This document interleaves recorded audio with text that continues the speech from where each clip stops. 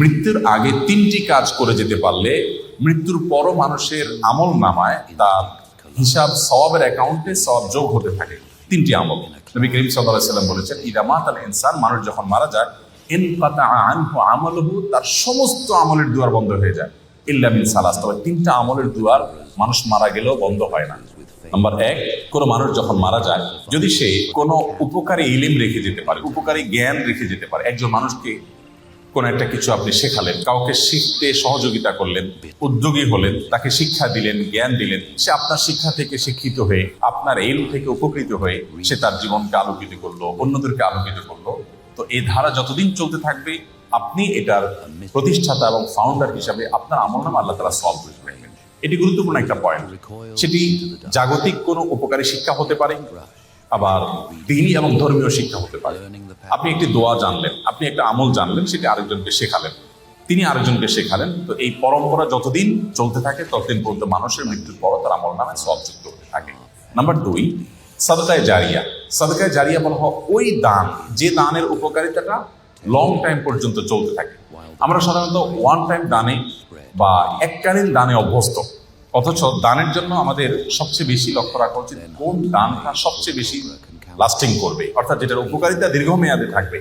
ধরুন আপনি একজন গরিবকে 200 টাকা দিয়ে দিলেন, 500 টাকা দিয়ে দিলেন, এর চেয়ে উত্তম তার জন্য এমন একটা ব্যবস্থা করে দিন যে সেখান থেকে দীর্ঘমেয়াদে তার উপকারিতা সে পেতে থাকবে। আপনি একটা বৃক্ষরোপণ করলেন, বৃক্ষরোপণ করা সেটা আপনার নিজের বাড়ির ছাদে হতে পারে, আপনার ব্যালকনিতে, বারান্দায় হতে পারে, আপনি একটা গাছ লাগালেন, একেবারেই জাগতিক একটা বিষয়। এই গাছের অক্সিজেন আপনি ভোগ করবেন, এর ফল ফসল আপনি ভোগ করবেন, বাট আপনি নিয়তটা যদি এটা করেন, নবী করিম সাল্লাল্লাহু আলাইহি সাল্লাম সাদকায়ে জারিয়া হিসেবে গাছ লাগাতে বলেছেন। তিনি বলেছেন, মা মিন মুসলিমিন ইয়াগরিসু গারসান আও ইয়াজরাউ যারআ, কোন মুসলমান যদি কোনো গাছ লাগায়, কোনো ফসল করে, এবং সেখান থেকে যদি কোনো পশু পাখি খায়, কোনো মানুষ খায়, কোনো পোকামাকড় খায়, কোনো কীট পতঙ্গ খায়, তাহলে তার সওয়াব পাবে। এটি সাদকায়ে জারিয়া, যে আমি মরে যাব কিন্তু আমার গাছের এই সওয়াব আমার আমলনামায় যুক্ত হতে থাকবে।